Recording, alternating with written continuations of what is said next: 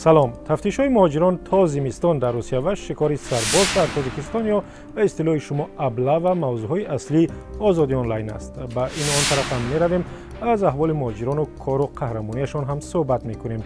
اما از داخل یک شعبه ملیسه شهری سنت پتربورگ برنامه آغاز می‌شود. نه عدلیه نیوزی همه را قبیدگیان همی سر قبیدن آوردن اما دائم بیرون در دوران مردن دکومنتاشون در درون.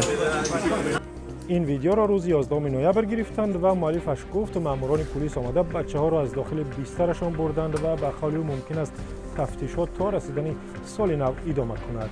نوار دیگری که از سنت پتربورگ فرستادن درباره کار مهاجران است که هر سال میآیند و به قول خودشان نه تاجیکستان بلکه روسیه را آباد میکنند. رادیو آزادی اینا بچه‌های تاجیک در مسکو کار کردند. به خاطر رادیو آزادی همین نوار گرفتیم.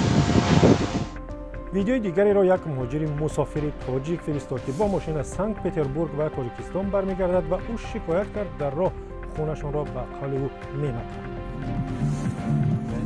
نه مردمان نمی رادای نمیجوده آیامو لنینگراد تو نمی پوستا 1500 گرفته است.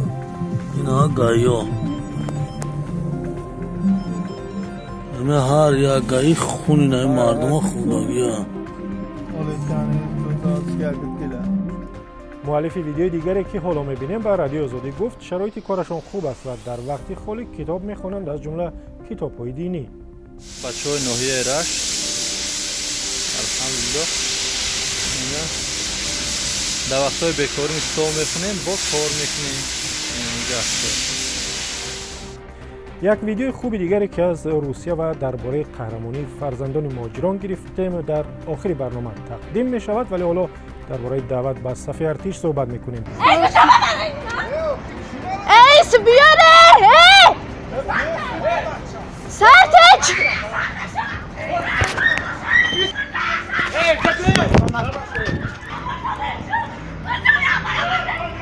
کجا نمی‌ریم؟ گزارش درباره تلاش مقامات برای به ارتش بردن یک جوان از شهر نو بحث داغی را در وبسایت ما برانگیخت. بعضی‌ها جوان را برای نرفتن به ارتش سرزنش کردند، بعضی مقامات را برای بی اجازه وارد شدن به خانه مردم. کاربری که نخواسته است نامش را بگوید نوشته است یک کار میکنند جوانان به ارتش نروند، با واسطه اسکران خودی میزنند، میکشند و رشوه ستانی را رواج میدهند.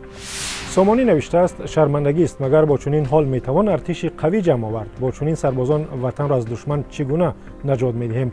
ارتش جای آماده کردن جوان مردان اصیل است، نه برای معیوب شدن. کاربر با نام حربی گفته است خدمت در ارتش وظیفه هر جوان مرد است، مگر شما شرم نمیدارید؟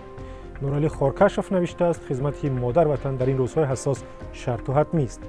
حکیم گفته است نخواهد برای براه ماندن معرکه دعوت یگان راهی درست نباشد. روی راست ابله میکنند، جوانان را به مثل گمانبر در جنایت داشته میبرند.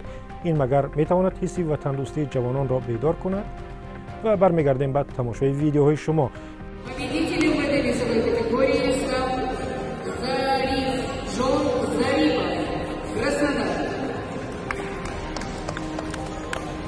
در این ویدیو لحظه مدال گرفتن ظریفجان ظریپوف نورس تاجیک از اسفراز که در شهر کراسنودار در مسابقات گوشتی طرزی آزاد جای اول را گرفته است. ظریفجان با قول برادرش که ویدیو را فرستاد در افغانستان، اوکراین و قرقیزستان و قزاقستان هم جایزه گرفته است.